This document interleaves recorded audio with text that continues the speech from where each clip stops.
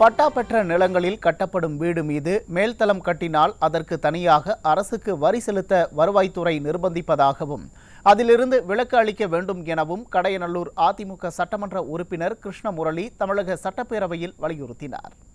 7.5% என்ற இந்த மகத்தான திட்டத்தை மாண்புமிகு இன்றைக்கு எதிர்க்கட்சி தலைவராக இருக்கக்கூடிய ஒரு ஏழை விவசாய குடும்பத்தில் பிறந்து அரசு பள்ளியிலே தான் படித்த காரணத்தினாலே எல்லோரும் பயன்பெற வேண்டும் என்று இந்த 7.5% இடஒதுக்கீட்டை மிகப்பெரிய சட்ட போராட்டங்களுக்கு இடையிலே ஆர்டிகல் 116 கீழே இந்தியாவிலே எந்த மாநிலம் செய்ய முடியாத அளவுக்கு ஆளுநர் கையெழுத்திடாமலேயே இந்த திட்டத்தை நிறைவேற்றியது அன்றைய முதலமைச்சர் மரியாதைக்குரிய அண்ணன் எடப்பாடி அவர்கள்.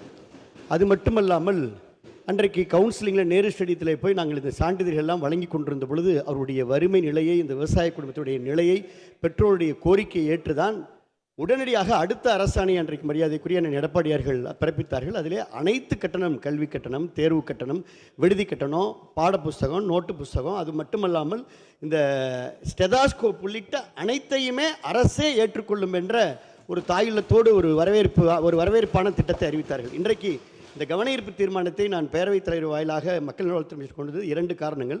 ஒன்று, எம்பிபிஎஸ் மாணவர்களுக்கு அந்த அரசு கல்லூரிகள்லையும், இப்போ உதாரணத்திற்கு திருச்சி, கிருஷ்ணகிரி போன்ற கல்லூரிகளில் இது ஏற்கனவே செய்தித்தாள்களையும் வந்தது. அந்த எம்பிபிஎஸ் படிக்கின்ற பொழுது அவங்களுக்கு அந்த தேர்வு கட்டணத்தையும் ஸ்டெதாஸ் கட்டணத்தையும் கவர்மெண்ட்லேருந்து வர்றதுக்கு லேட் ஆகுது, அதனால் நீங்கள் செலுத்துங்கன்னு அவங்கள்ட்ட மாணவிகிட்ட வசூலிச்சுட்டு திருப்பி கவர்மெண்ட்டில் வந்தோடனே ரீஎம்பர்ஸ் பண்ணுறோன்னு சொல்கிறாங்க. இதை அரசு தவிர்க்க வேண்டும். இது பாயிண்ட் நம்பர் 1. பாயிண்ட் நம்பர் 2, அன்றைக்கு போட்ட விதை தான் இன்றைக்கு மலர்ந்திருக்கிறது.